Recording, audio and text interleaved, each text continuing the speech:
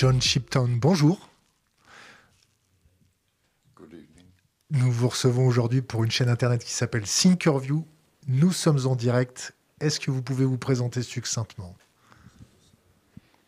Thank you. My name is John Shipton. I'm Julian Assange's father. I'm in France to raise awareness and support for Julian in his fight for freedom from the United Kingdom court system and the Department of Justice of the United States.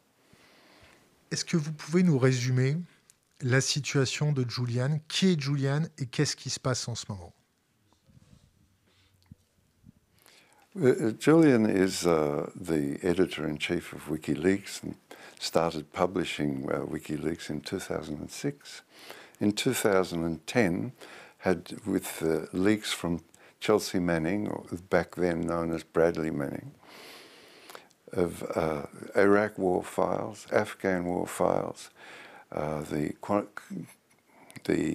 Guantanamo Bay files, collateral murder, all of these pushed Julian to the forefront of fame right throughout the Western world.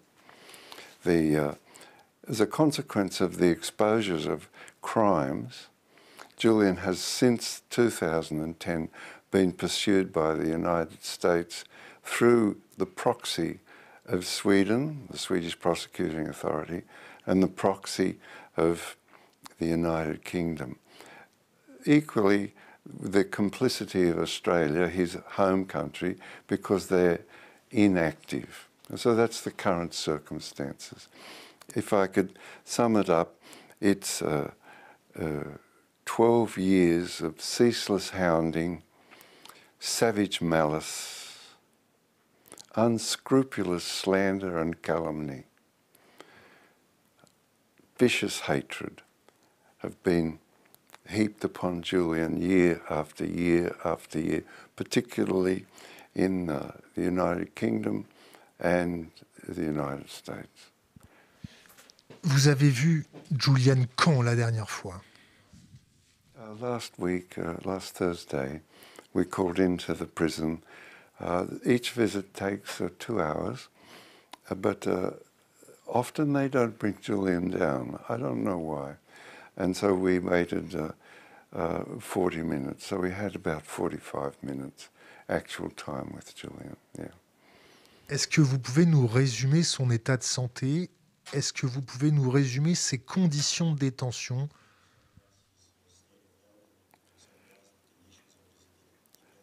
Well, Julian is in a Category A maximum security prison titled Belmarsh. It's just out of London. Only people there are terrorists or murderers or rapists. The conditions that he lives in are in a small cell, 22 to 23 hours a day. This is probably categorized under the Istanbul Accords as solitary confinement.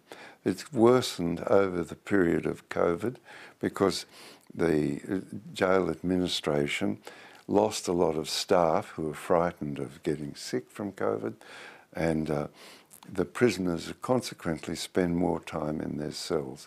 However, the prison allowed Julian more telephone calls, so I was able to speak to Julian frequently with time-limited telephone calls, maximum 10 minutes. But you could have 10 minutes and wait a couple of hours and have another 10 minutes.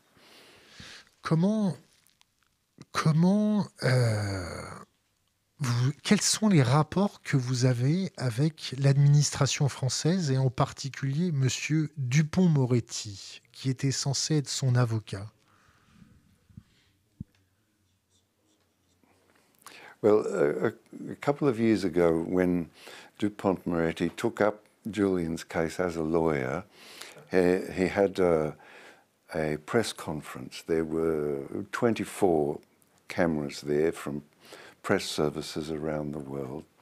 At that time, I met Dupond-Moretti, but unfortunately, my French is schoolboy French and very poor, and Dupond-Moretti doesn't speak English, so any exchange we had was through Antoine Weil, who worked with Dupont-Moretti. Now that Moretti is a Justice Minister, he of course must abandon supervision of Julian's case legally, and Antoine Weil, who I like quite a lot, now runs the case for Julian in France. Est-ce que la France vous a proposé une assistante de quelque manière que ce soit? No, the assistance France gave is by not joining in the worldwide unscrupulous slander, lies and calumnies. Fortunately, France didn't do that. France has had its own severe difficulties over the last couple of years, and as a consequence, the concentration of the French people and the political elite have been upon France and its circumstances in the EU and geopolitically, etc. So one doesn't expect too much, and it's the quality of not attacking Julian places France and Germany in the forefront of being able to assist Julian in the future. Julian Assange a révélé énormément de choses sur le renseignement américain contre notre pays. Comment la France ne peut pas vous apporter plus d'aide que cela, alors que Julian a révélé les écoutes de nos présidents, de nos entreprises clés, de nos deals? Comment vous interprétez la passivité intellectuelle de la France et la passivité technique d'assistance de la France? Well, you know, those revelations that WikiLeaks made and Julian made were of great service to France in enabling France to understand its current circumstances relative to the United States and relative to the United Kingdom and GCHQ and the NSA. This is important and, in fact, vital.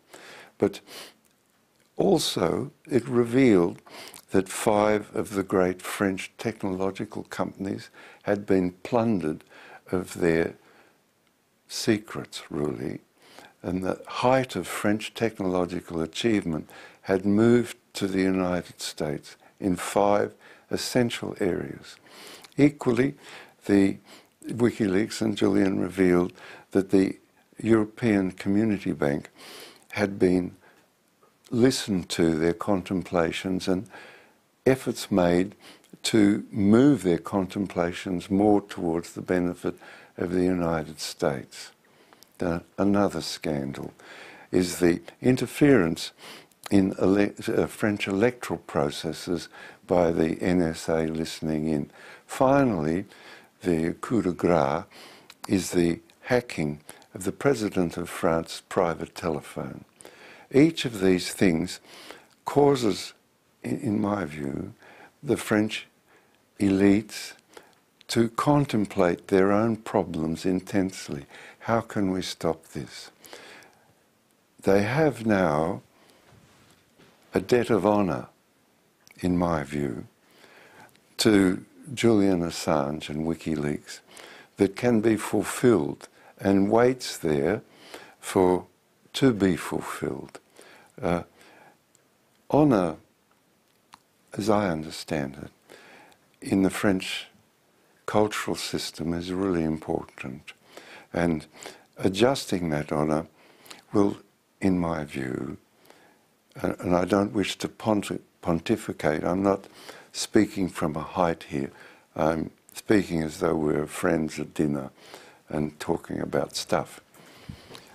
In my view, this is essential to move France to a position where French interests can be held foremost over and above geopolitical associations with great powers. I just point out two things. That there's now one train, 5,000 tonner. So in the EU, they rose the limits of one goods train from 4,270 tonnes to 5,200 tonnes. That's improving the links between the carriages. There's one every hour coming from China into Rotterdam. One every hour, 5,000 tonnes, since June. Before that, it was one every 2 hours. So this indicates to us that the future of France is in an association with the rest of the continent. The balance of the continent has moved very close, and it's a continental association rather than a seaboard association, and that's really, I think, essential to understand. Well, I feel it's essential to understand the reality of the opportunity for France to assert itself in leadership of Europe. I mean no offence to Germany, but Germany relies on France geopolitically for obvious reasons. You know, from the Second World War, it has some difficulties. So, in fact, all of Europe rely on French diplomatic skill and French leadership in the EU. I think the other day, after the United States stole $90 billion, which is not a little bit of money, and also it not only steals $90 billion, the money, it also steals the integrated industrial effort of France. And building submarines I'm told, is more complex than a moon rocket. Okay, and it has an industrial verticality from the very bottom metallurgy to the very top electronics, and France has those capacities. Well, yes, yes. I've got another question.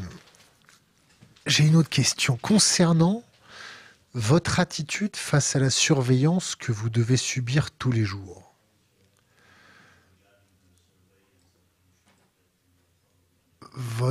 Votre téléphone, vos connexions Internet, les connexions Internet et les téléphones de vos amis, les gens qui peuvent vous suivre, qui peuvent vous épier, vous surveiller. Psychologiquement, comment vous faites pour encaisser et vous endurcir face à votre vie privée qui se réduit comme peau de chagrin?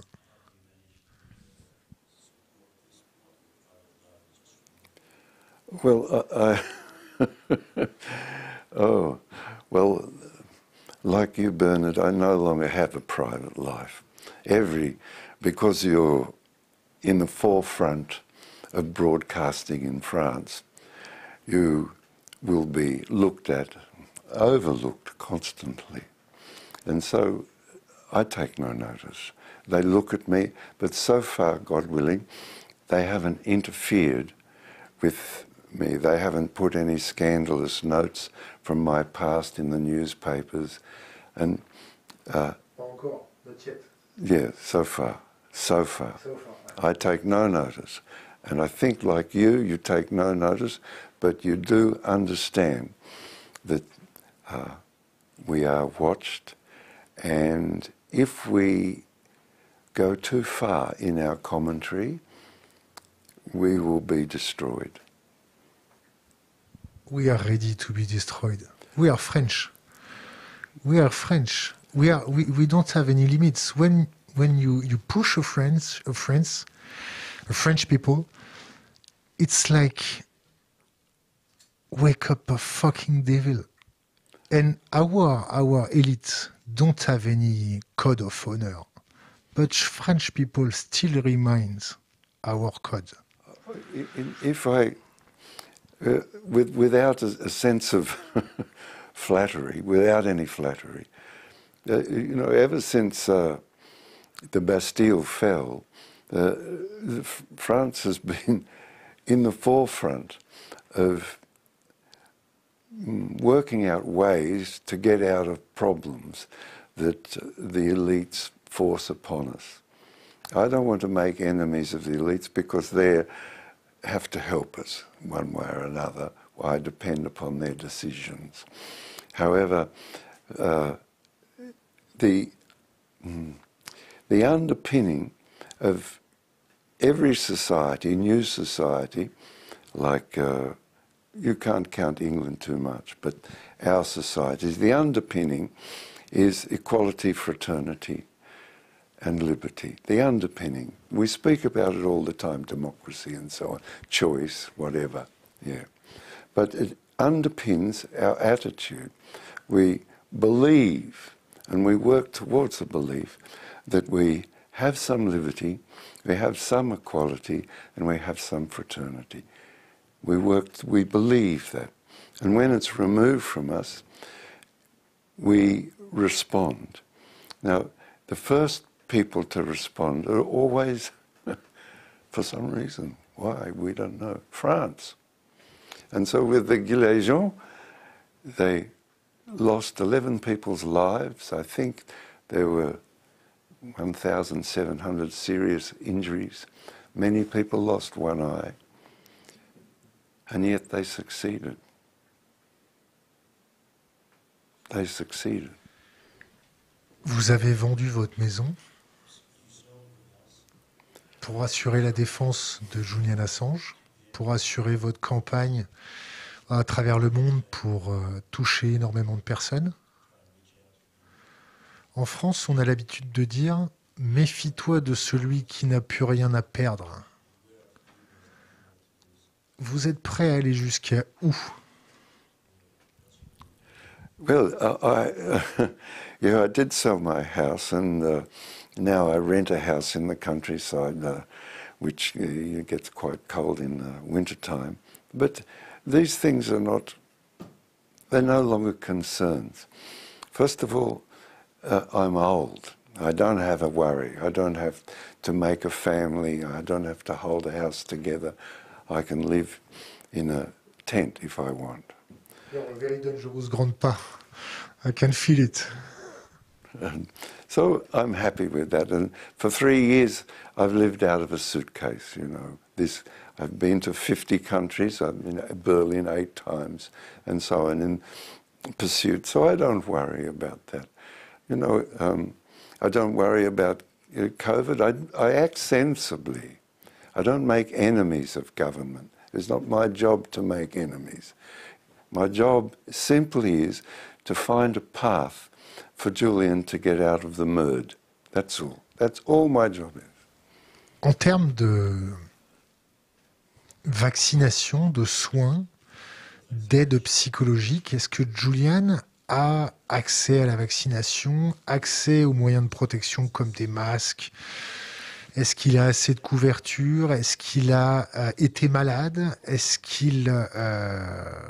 que l'administration pénitentiaire fait suffisamment attention à sa santé physique et mentale? Est-ce qu'il a une aide psychologique?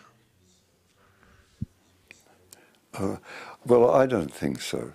I don't think there's any reason for a publisher and journalist and an intellectual who hasn't broken any laws to be in a maximum security jail 22 hours a day in a cell. I don't think so. As for medical treatment, Julian Assange is in the complete disposal of the jail administration. If he doesn't want to take a medicine, it goes on his list and it produces in court. If he does want to take a medicine, it equally goes on his list and produces in court. So with the vaccines, he has been vaccinated, of course, because all of the prisoners in the jail are vaccinated.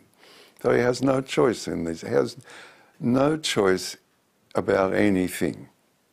He has no control over his body. He has only choice as to what he may think about from this day from this minute to the next minute. What his thoughts are his. The rest, he is in the complete control of the jail administration because it's a maximum security prison. Everything that a prisoner does in a maximum security prison is supervised. His cell is searched on a regular basis. So that's Julian's circumstance. Service vidéo caméra in this cell. Est-ce qu'il y a des caméras de vidéosurveillance dans sa cellule? I don't know. But in the visitors' room, where they place us, when I visit Julian, there's a camera every 3 meters in the ceiling. But in the middle, where they place the others, it has a mezzanine void above, and there's no cameras there. But they always place us under the high fidelity. They can have lip reading programs. Yeah, high fidelity lip reading program. And we are always placed under that. I speak to Julian like this. And when I have to discuss something, I speak like that, so that they can't read my mouth. Yeah, that's the circle. Quand vous avez appris que la CIA avait comme plan l'assassinat ou le kidnapping de Julian Assange, quelle a été votre réaction? Comment vous avez compris? Vous n'avez pas été surpris? About the CIA, I'm completely cynical.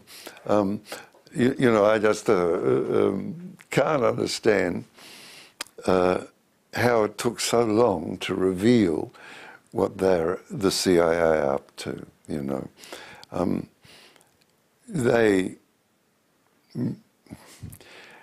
Yeah, how can I say this? Take your time. Just I'll get a grip of this. Okay. The CIA now run the drone programs. The drone programs have targeting. When you read that a wedding party has been destroyed or a cortege funeral has been destroyed, this is targeting. It's not accidental. It's not because they saw a group of people dancing that they sent the drones down and blew it up. They destroy the high points of a society. The high points of a society is when two young people come together and the resources of the society and all of the training, all of the living culture is represented by those two youthful people coming together to produce the next generation. That is the high point of human existence.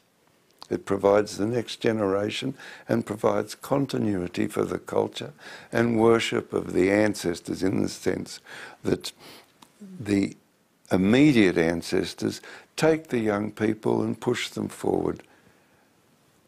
Well, when you destroy that, you destroy the inner growth and inner life of that society. They know that. They also know that the other high point of a society is a funeral cortege. We give thanks and we celebrate the life of the person who has died and is being buried. So we all gather together and we say thank you, goodbye, and we celebrate their life in different ways. Some people cry, others, like the Irish, they have a drink or whatever. But we celebrate. They destroy that. They destroy it. Est-ce que vous avez déjà pensé à prendre les armes pour délivrer votre fils?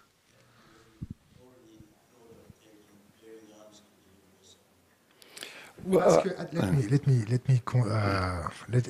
have another question. Quand on voit les services secrets faire preuve de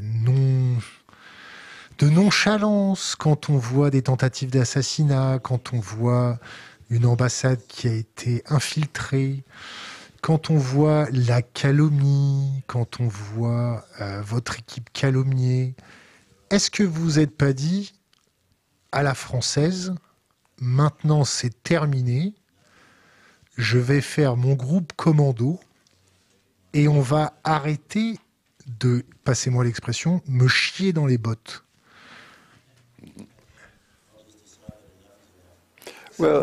Ça pourrait prendre plusieurs formes. Mais une forme plus violente que faire des kermesses, écrire des pancartes, faire des sourires à des journalistes qui en ont rien à faire. You know, there's a beautiful thing, it's called patience. And with patience, you'll see the bodies of your enemies float down the river before your eyes. Chinese proverbe. And finishing my last statement with the CIA and its targeting policies. These are policies. You can't say it enough. I say it 3 times to call upon the forces of life to witness. Policy. The destruction of 7 million people in the Middle East was a policy.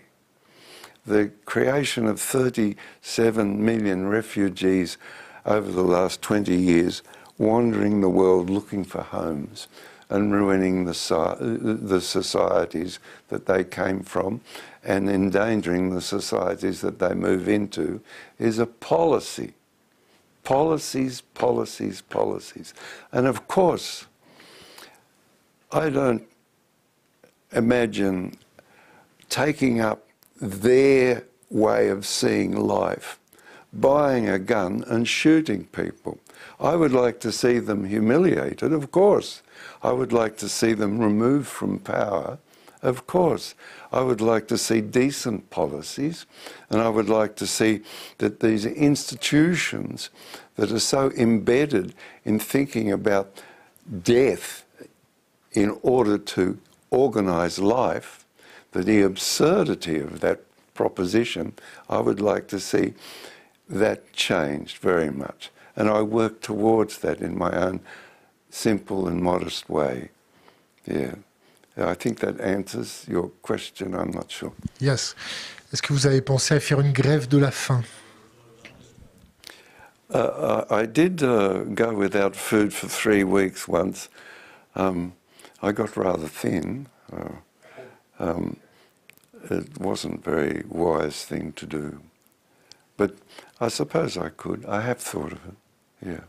I have thought of self-immolation, you know, to go and set myself on fire. I have thought of that, but it's somehow contraindicative that they're destroying Julian, so I destroy myself, and they continue to destroy Julian. Also, I have a daughter, this big, you know, Severin, her name is. What would she do? So we're caught. We just do. We do the best we can. How do I say this? We do absolutely everything we can, and we remain sensible and humane. This is our job. Without that, we are nothing. We're like them, that they sign another legal instrument further torturing Julian Assange, or they have a discussion and a meeting. How can we take the focus of this event, the persecution of Julian Assange, away from the crimes that we have all committed and make the focus on Julian? Okay, well, this is how we'll do it. We'll suggest to the judge that she decides not to extradite Julian Assange to America because he's sick. And so everybody focuses on Julian Assange, not the 7 million people who are slaughtered, not the pall of grief that hangs like a dark cloud over the entire Middle East, not the 37 million people looking for resettlement, not the million people that moved into Germany looking for resettlement, not the 500,000 that moved into Italy looking for resettlement, not the 650,000 that have passed through France looking for a life somewhere or other. Not that.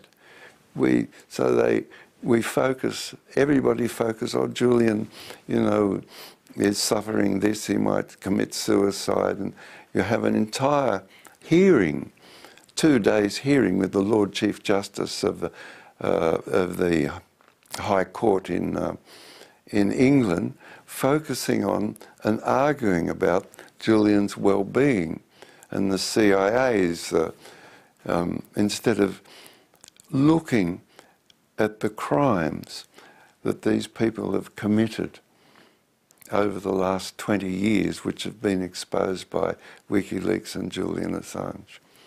That in itself is a crime we fight against. Si Julian est extradé vers les États-Unis, si l'Angleterre laisse faire, qu'est-ce qu'on va faire? Qu'est-ce que vous allez faire?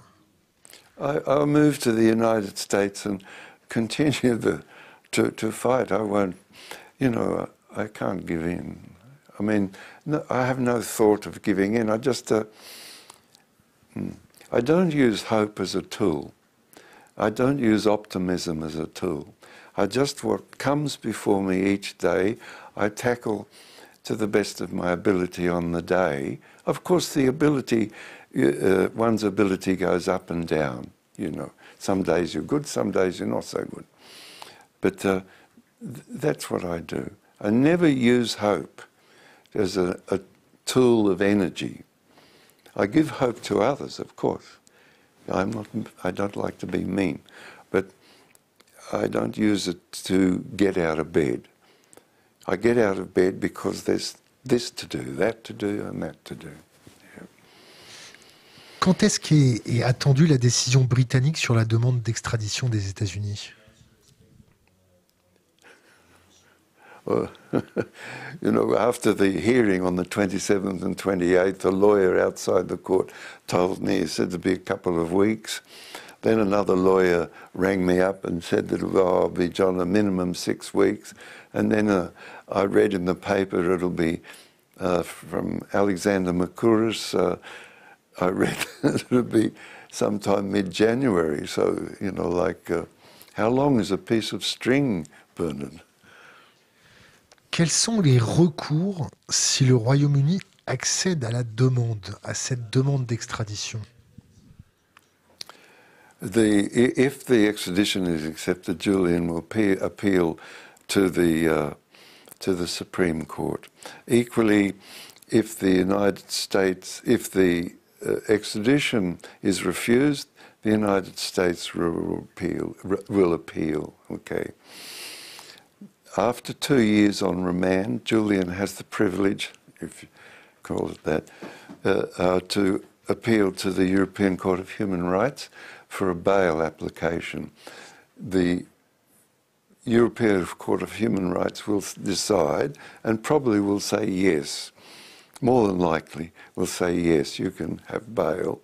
But the United Kingdom doesn't have to take any notice of that ruling. It can say, go jump in the lake. There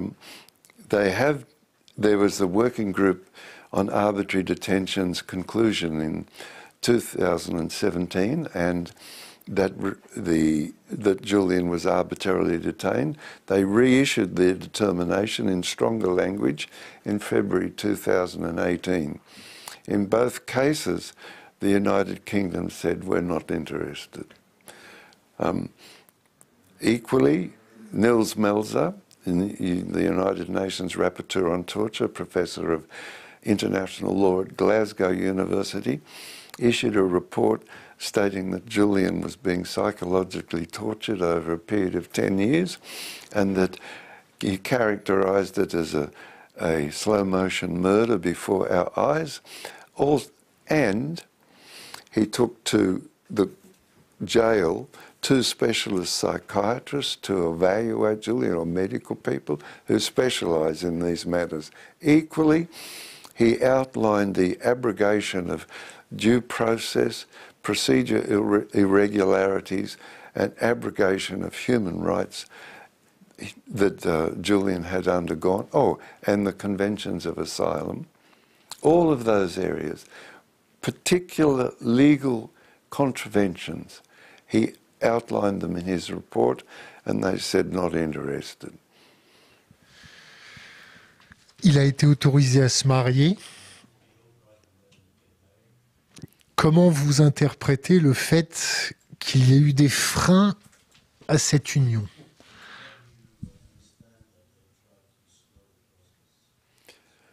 Well, it was Julian made application, and Stella, of course, made application to the prison governor. Could they get married? They also made application to the Department of Justice. Could they get married? This was delayed and delayed and delayed. So Julian's lawyers said that we'll take you to court after a certain date. 24 hours from that date, they said yes. A lawyer rang me up, a dear friend, and said, John, they would have been smashed in court if they'd have taken it to court. So they only surrendered from force majeure, that's all. From no human impulse other than exercise of power did they surrender. And that's been consistent with the United Kingdom treatment of Julian Assange. I thought previously, if I could add this, I thought previously that all of this stemmed from the United States, that the United States was the magician behind the curtain. But I have changed my mind, because for 12 years the United Kingdom has exercised malice, savage malice. As usual. As usual, yes. As usual, as we see last week in the fishing dispute. Savage malice, unscrupulous, scandalous lies and calumnies. So British. 12 years. What else have they done? Vicious hatred. So Julian's, as you know, Julian, part of his philosophy or approach was transparency. They hate it.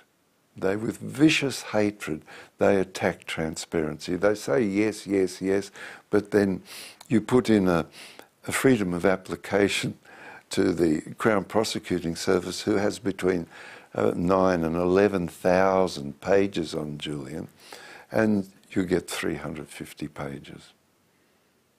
So they hate transparency. Each month, each of the editors of the major newspapers and television outlets in the United Kingdom meet in the Department of Defence. Can you imagine? They meet in the Department of Defence building, and the Department of Defence instructs them on the areas of sensitivity, current areas of sensitivity. And this is, you know, I mean, I describe it that way. They present it as the Department of Defence assisting the production of news and transparency and whatever, but it's actually further control. As you know, the United Kingdom has D notices. If they issue a D notice, you can't tell anybody that you have the D notice, nor can you tell anybody what the subject matter of the D notice is. A D notice against them, yes. So, for example, they come in and put a D notice to you, and they say, oh, you had this conversation with John Shipton. I'm sorry. You can't say to anybody you had the conversation.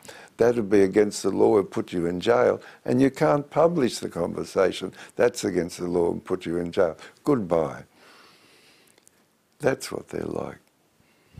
Est-ce que vous avez déjà essayé de vous mettre dans leur tête? Est-ce que vous avez déjà essayé de comprendre leur psychologie? Est-ce que vous avez déjà essayé de comprendre leur dessein?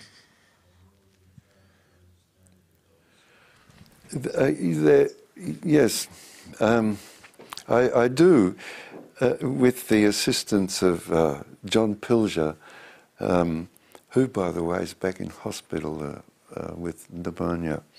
I worry for him because he's a very close friend. You might send him your regards if you get time. I'll give you his email address. And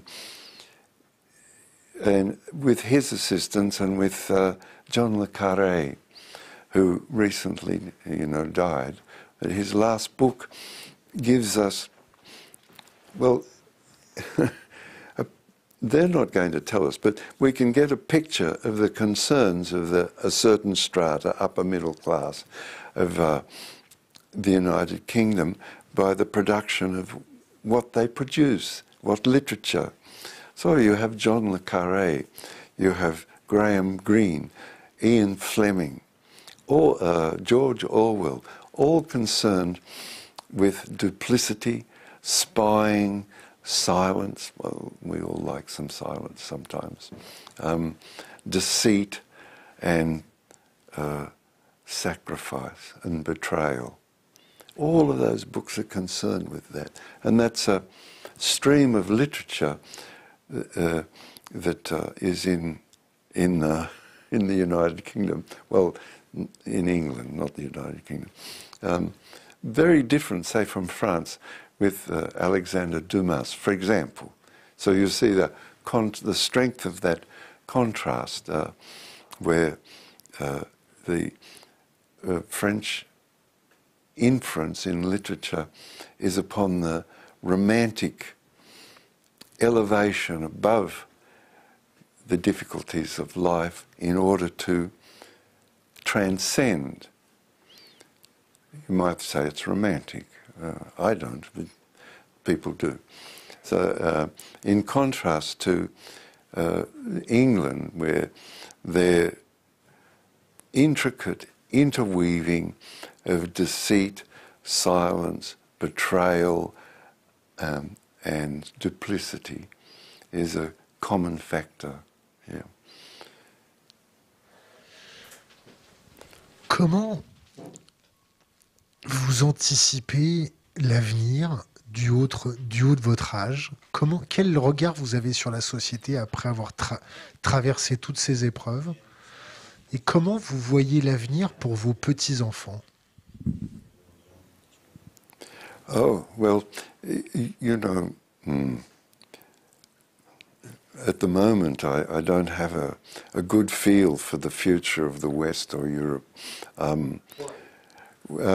Because the vigour of outlook has moved to Russia, which remakes itself, and China, which has a different method of government where finance is a public utility, and in Europe, finance is a private utility.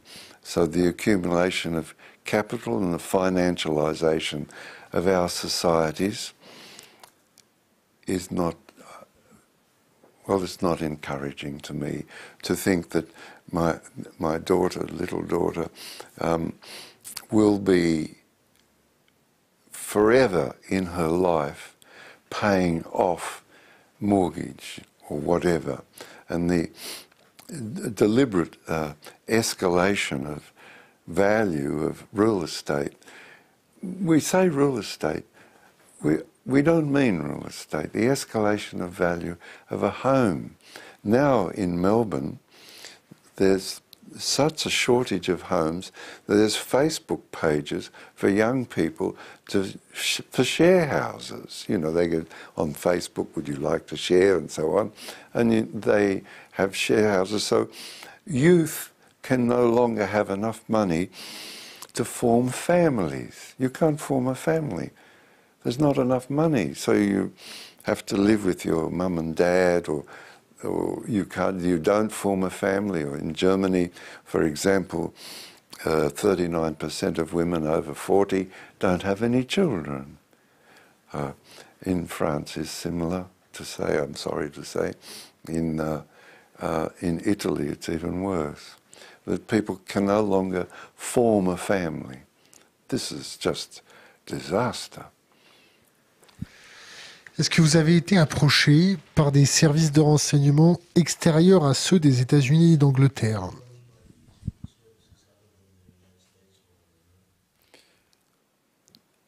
I have some friends who were ex-Secret Service people. Australia? Australia, yeah. None from Secret Service. Let's divide it up.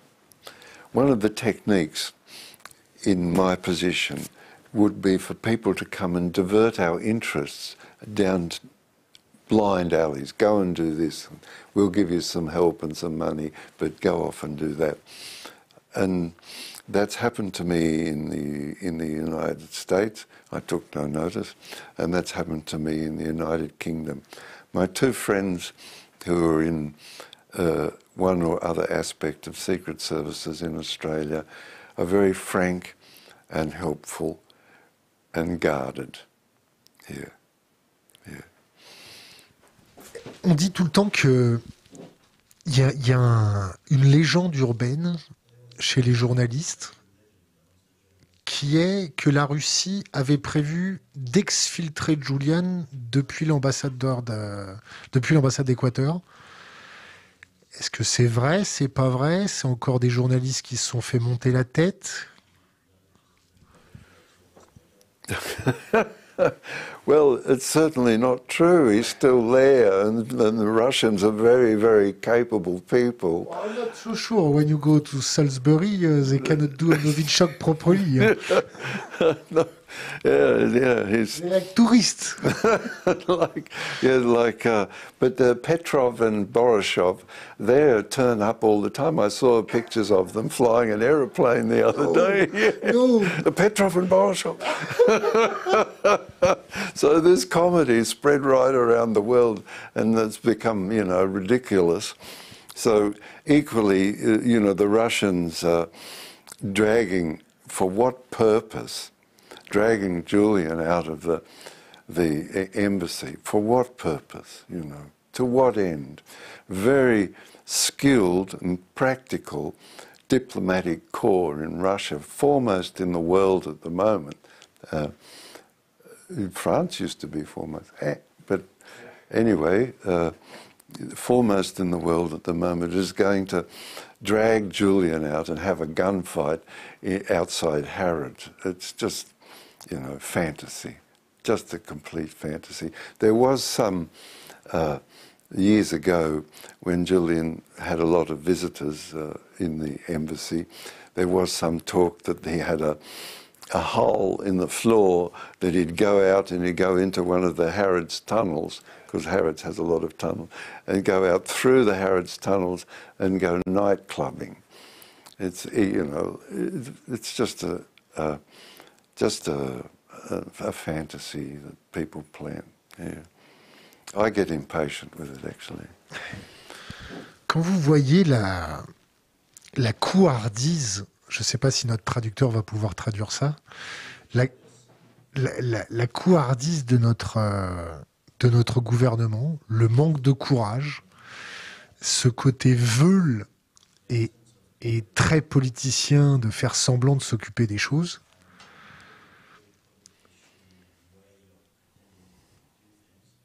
Est-ce que vous avez un message à leur faire passer?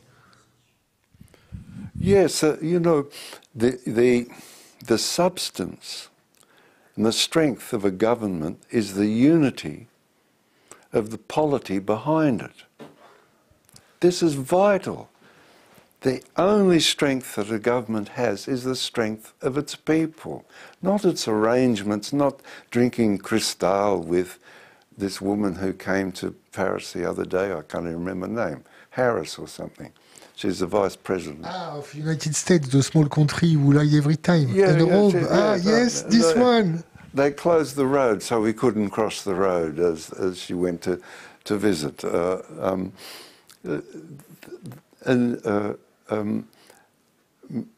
don't want to, how can I say this?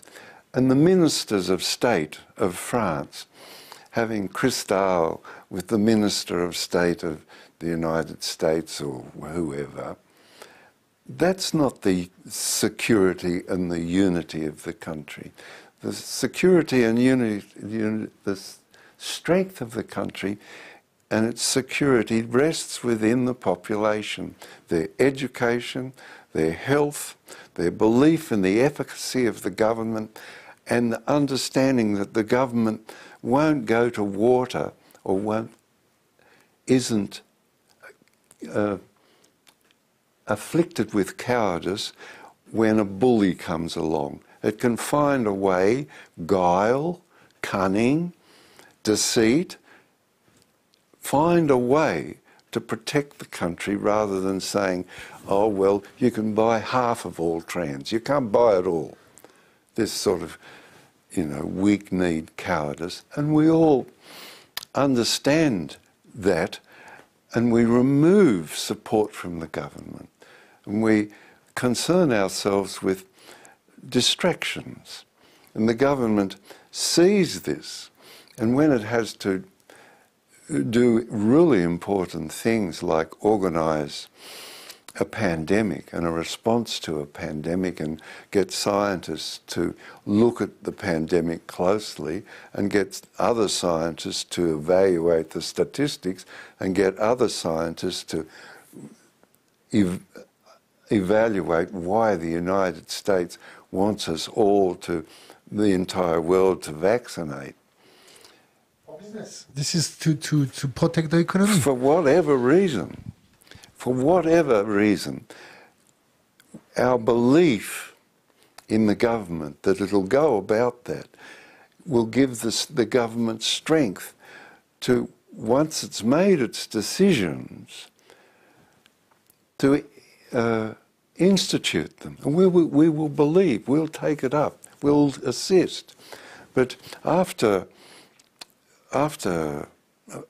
well, I don't want to insult people, but after Hollande, soft testicle, or Sarkozy, who wants to be president so badly, he says, well, I'll make a deal with you. You can take command of the force de frappe under NATO, and I can be president. And they say, okay, you can be president. I think it was known as Sarkozy l'Américain. Sarkozy l'Américain. Yeah. On a d'autres noms, mais on ne va pas les dire ce soir. Question d'Internet. La plus grande leçon que nous donne l'épreuve subie par son fils n'est-elle pas que la vérité est incompatible avec l'idée de nation ?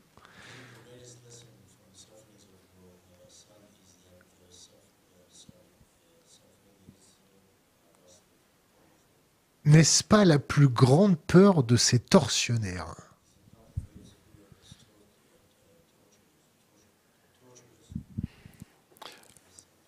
Can you repeat the question? Franchement, la plus grande leçon que nous donne l'épreuve subie par son fils n'est-elle pas que la vérité est incompatible avec l'idée de nation ? N'est-ce pas la plus grande peur de ces tortionnaires ? I wouldn't think so. I think the greatest fear of the people who torture Julian is that they will be held culpable for their crimes. That's their fear. They want to be able to embark upon these murderous adventures without punishment. That's their fear. Their fears are practical. not impractical. I don't think they know the meaning of truth, except to say, well, it's true that, you know, my wife is going out with somebody else, or, you know, that. I don't think they know what truth is, frankly. Question d'Internet. Pour quelle raison principale pensez-vous que la France n'a jamais offert l'asile à Julian, ni la Russie? Well, the main reason, I think, is that France, along with other nations, believed that there would be a practical solution found diplomatically by the United Kingdom and Sweden, and to a certain extent the United States, because in 2010 Vice President Biden said that this matter will embarrass the First Amendment of our Constitution, so we don't want to go there. So I don't. Yeah, I think people waited, and in the end, they waited too long. I think that speaking as I imagine France, I think because the Justice Minister in the government of Hollande discussed publicly asylum for Julian. So it is a thought within the structure of government in France, but the opportunities and the danger of offering have grown since we witness more and more commitment from the United Kingdom and the United States to destroy Julian and to destroy the idea of holding on the internet data which allows the growth of a forum amongst the populace. And the forum can precipitate out and do its own analysis and come to conclusions with themselves and their friends, families, their community, their wider community, their electorates, that certain actions they don't want the government to do this, they'd rather to do that. Holding that information on the internet creates a giant forum for discussion, and that discussion precipitates out meanings. You can see the results. If I can run this past you, I'll try and do it in an interesting fashion. So, the Guantanamo Bay files, the collateral murder, we saw the murder of 18 people, the Iraq War files, the Afghan War files, they descended upon the populace of the United States and the English-speaking countries with more effect than the non-English-speaking countries. It precipitates down like rain and soaks into the soil of the culture. Empires are very slow to turn around, but soaking into the soil, the culture, it had a result. And that result is manifested in two things. An aphorism rose up, held by the people, an aphorism rising up as a historical fact. Endless wars. That didn't come from top. It rose up from the bottom to describe a circumstance, of a political circumstance of a state action. Endless wars. Then, slowly, the support by the populace was removed as populace became pacific to the wars. Not anti-war, not pro-war, but pacific. No war. We don't want it. We're sick of it. The wars ended. Afghanistan stopped. They pulled out. A disaster for them, but great for us. Iraq War. The phenomenon of Iraq War. It's over. They're gone. Guantanamo Bay. Just about closed. 80 people left there. They can't find places for them, but they want to close it. That foul excrescence on the face of justice in the world. The Syria, they're just about gone from there. They've been defeated. The disaster of Libya, recognised by everybody now as a tragedy. The lesson of Libya to the other nations of the world, recognised now, the lessons of Libya. You can't let these people do anything. They have to be held to law. So you can see that those revelations have an effect of stopping wars. One more example. Oh no, there's three more, but I'll do one more. No, take your time. Okay. One of the cables released, an American cable from the embassy, the the Green Zone in Baghdad, to the State Department. It was released by WikiLeaks, published, equally published, of course, by Krypton, John Young's site, and equally published by Freitag. But we deal with this one. A group of American soldiers went into a house, it's an extended family, and murdered everybody. The children, mums, dads, uncles, aunties, brothers, sisters, the lot. Every single one of them. Contemplating that they'd get caught for this crime, they called in an airstrike on the house and obliterated from the earth all evidence forever of the existence of that family. Gone. That was described in a cable. It was read by members of the Iraqi parliament. Somehow, some magic way, we don't understand how, that parliament of that destroyed country gathered together the courage, the strength of will, the guts, and said, we will not sign the Status of Forces Agreement, the SOFA. We will not sign it. Any American soldier, any Allied soldier, American and its allied, that commits a crime in Iraq will be tried for that crime. That's it. They withdrew the troops. A revelation stopped a war. Really important. A revelation stopped the war in Iraq.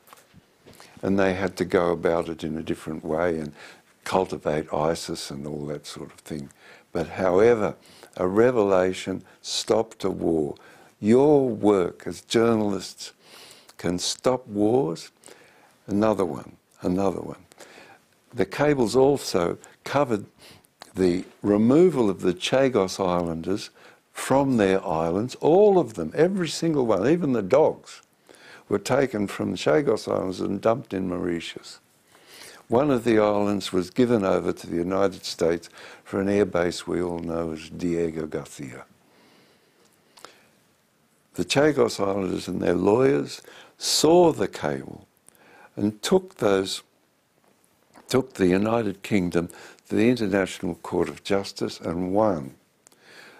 The United Kingdom appealed and they prevailed, the Chagos Islanders prevailed again, and they're seeking compensation. Another one. An American lawyer who lives in England, Clive Stafford Smith, established an NGO called Reprieve, and it's concentrated on getting people as prisoners out of Guantanamo Bay. As you know, most of the people there were innocent of any crime. The cables revealed that an English citizen or a UK citizen, a British citizen, was being tortured by pieces being cut off his dick, his penis. Yeah. He was able to argue the freedom of people. So that's another circumstance. So stop wars, bring justice to the Chagos Islanders and compensation. And finally, environmentalism. WikiLeaks published this is a bit ugly, on Figura, which is an English company that took, a UK company, that took e-waste and dumped it off the coast of Africa, poisoning the fishing. I think it's 127, forgive me, my memory not accurate for numbers. 127 villages. The villages are destroyed, they can't eat this, but 127 died of poison, shitting themselves, pissing themselves, unable to walk, nervous deterioration. You know, their nerves didn't operate anymore. This was published and this enabled lawyers and NGOs to assist and to seek compensation, and that dumping of e-waste off the coast of Africa stopped. Vous avez sûrement dû lire la partie sur Abu Ghraib et la partie sur Guantanamo, sur les techniques de torture employées par les États-Unis. Quelles sont, pour vous, la pire chose que vous avez pu lire faite sur des hommes, par d'autres hommes? You know, structurally, the worst thing I've ever read was the notes by John Yoo, who was the Attorney General of the United States, arguing that torture was okay. It was okay to torture. Every single country in the world, the United Nations, in fact America itself, had banned torture. And then John Yoo, the Attorney General of the United States in the Bush II government, argues convincingly for them that torture's okay. After that, it's open slather. Black sites in Poland, black sites in the Ukraine, on and on it goes. So particular circumstances of torture, like that Caliph being waterboarded 84 times and losing his marbles completely and just becoming a zombie. The point of course, of waterboarding is not to get you to confess to anything, it's to get you to confess to a particular thing. People don't realise that the point of this torture is to get you to say a particular thing. That they want to hear. Yeah, that they, you know, blew up the towers or whatever it was, whatever the sadists have in their mind. But what I found particularly nauseating was that the promotion of sadism as a policy of the United States government. That's, you know, that's out there, way out there in the areas of being shocking. Est-ce qu'un jour vous pardonnerez aux États-Unis, ou du moins au gouvernement américain?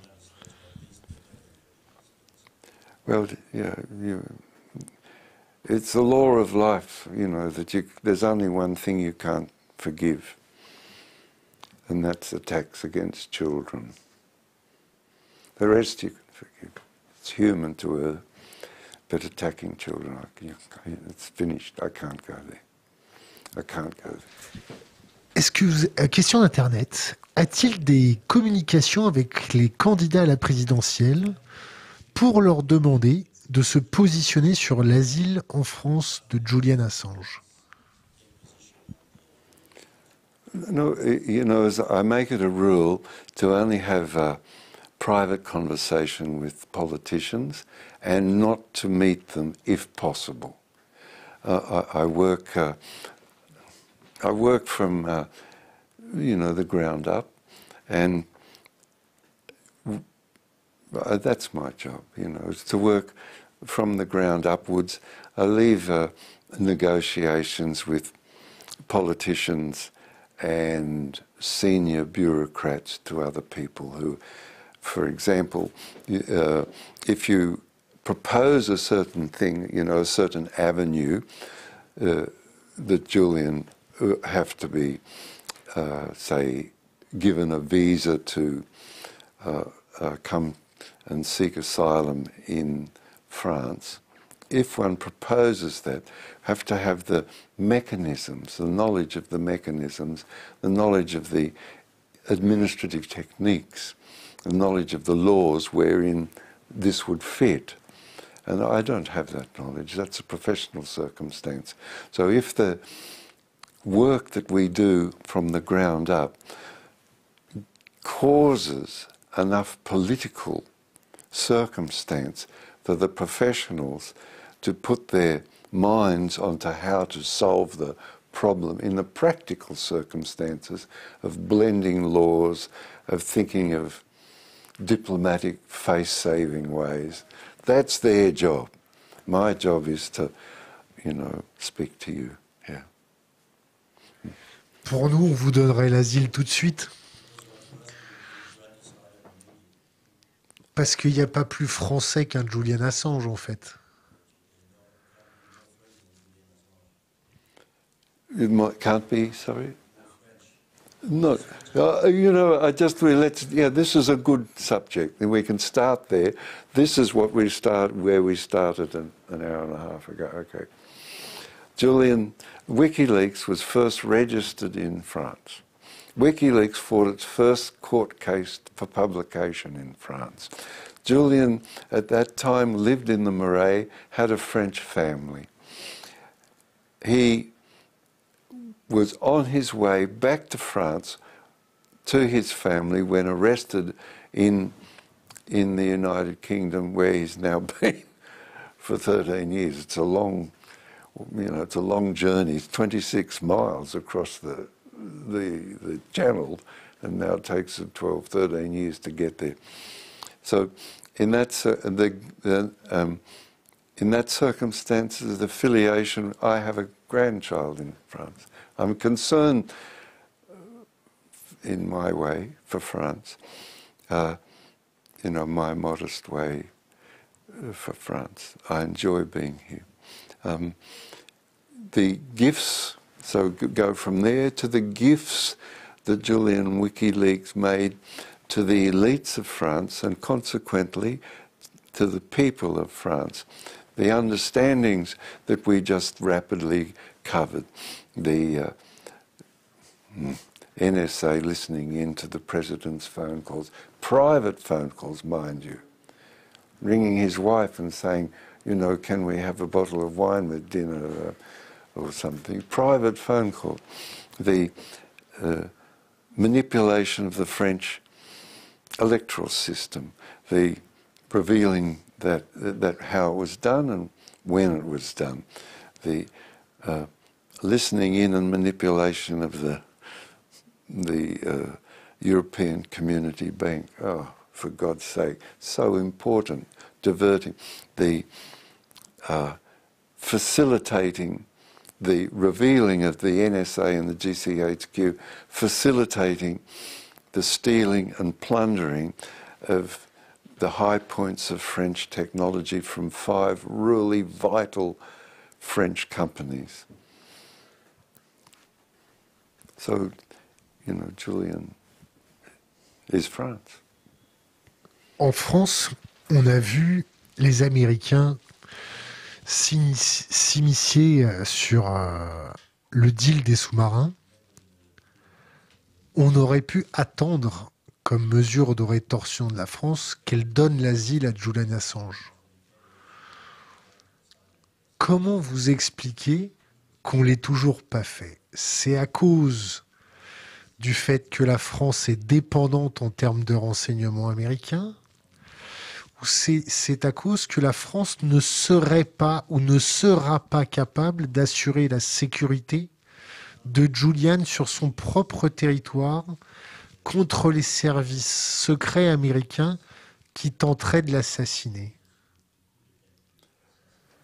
Oh, I think France can guarantee Julian's. I'm not so sure about it. I think they could, you know. Only in Corsica. Of course. In Corsica, we can protect Julian. Well, you know, because Corsican guys got honor code. yes. And they respect it until the death. Yes, I understand. Well, this is interesting. As I understand it, there were 17 attempts against de Gaulle's life while he was president. Those attempts were prevented by a Corsican criminal, and his bodyguard was organised by a man who had colourful and successfully prevented. So I believe that Julian would be more or less safe here. However, the reasons for what arrangements President Macron and his foreign service advisors have made with the United States over the robbery of $90 billion, I can't guess at. However, I did see that an official state visit was made by the Vice President Camilla Harris to France as a sort of an apology. Well, it's an insult. Yeah. It's a fucking insult. Yeah, they send the second knife to ask apologize. Yeah, I mean, it's a fucking joke. I think so. I mean, you know. And you know what? We don't have any American ambassador in France. We only have a chargé de mission. Okay. It proves the respect that they've got for us. It's so nice. Sorry to disturb No, you. no. You know, I tried to make it look ridiculous that they have this. They block off the Champs-Élysées and they drive up and down with the cortège, cost France money as a favour to France for stealing $90 billion. It's very comic, you know. This is unsatisfactory, and I speculate. Well, I don't. I read that people speculate that over the next 5 years, because of the colour revolution against de Gaulle in '68, which shocks me because I was young then and I was on the wrong side. But then the understandings of colour revolutions now and how it works out, that over the next 5 years, France will make every effort, and so will associated countries with France will make every effort to prepare partially each year, each month, each minute for further independence so that this sort of thing doesn't happen again. There's no other way. You think there's another way? You think that to be continually plundered by the United States is somehow going to make France wealthy, the population healthy, the population educated? Forget about it. There's only one way to stop the plunder, and that's more independence. Or nuke them. We can nuke them. Yeah? We can nuke them. Well, you have the force de frapper.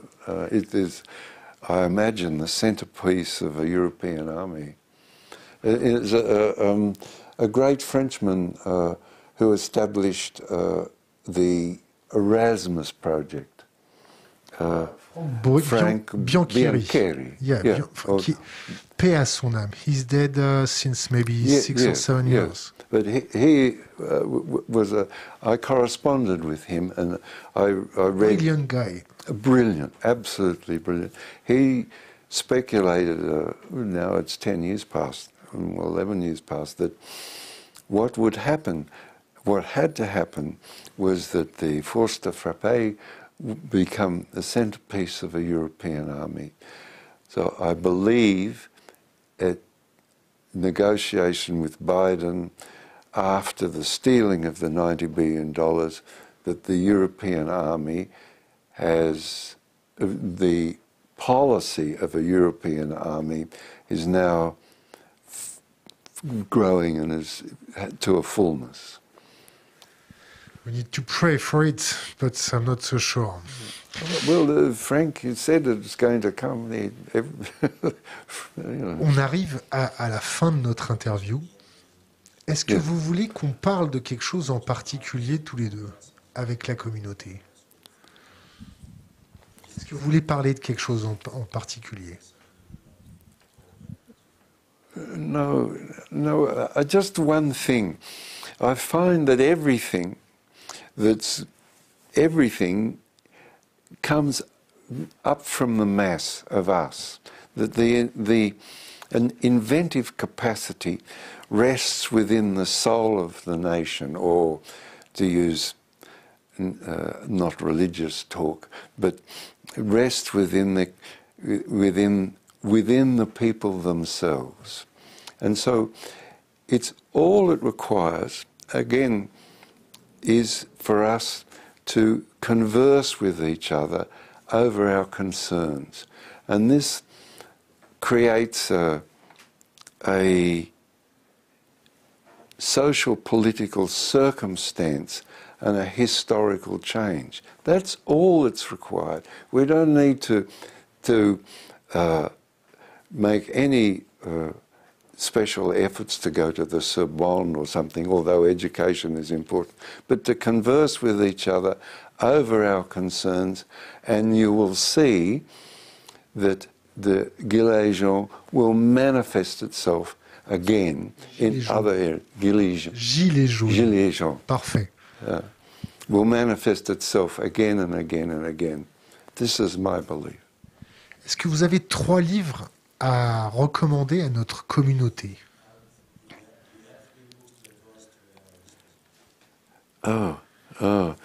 You know, I like one book I like is a Faculté on Madness. I like Georges Bataille on Death, and I like Friedrich Nietzsche on the understanding that how can I say this? I like Friedrich Nietzsche on the understanding that belief that you willed it, that you willed your life, increases your capacity to order your life. You believe that you willed it, I willed it thus. Even the worst thing you've done in your life, I willed it thus. It fleshes out the soul and gives you a lot of strength. And this is important. For to burden yourself with guilt all the time is corrosive to action. So take no notice of people who say you'll use too much petrol and kill the birds if you drive down to the shop. Forget about it. Don't use any guilt. Just use practicality. If I walk to the shop, I'll get a bit of exercise and I might be able to say hello to my friend as I bump into on the way. That's the circumstance, not the circumstance that I feel bad because I used a little bit of petrol and went up in the air and the bird died. It's absurd. Just the practical circumstances of acting in your family's interest foremost and then your own interest second. Some other books for our communities to advise us? Well,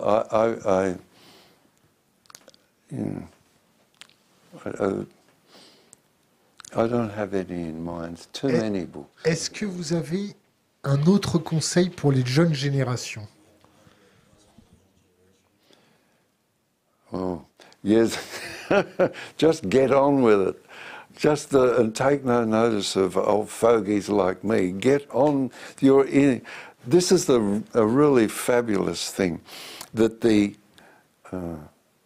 times. How do you say the times in French? Kill the times. The zeitgeist. Prendre conscience.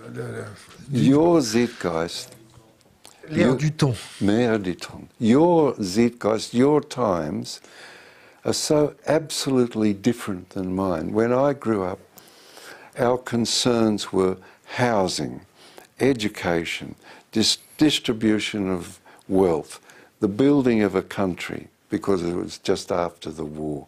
These were our concerns. The cohesion of a country, the provision of health care, the provision of opportunities of education to men and women equally. These were our concerns.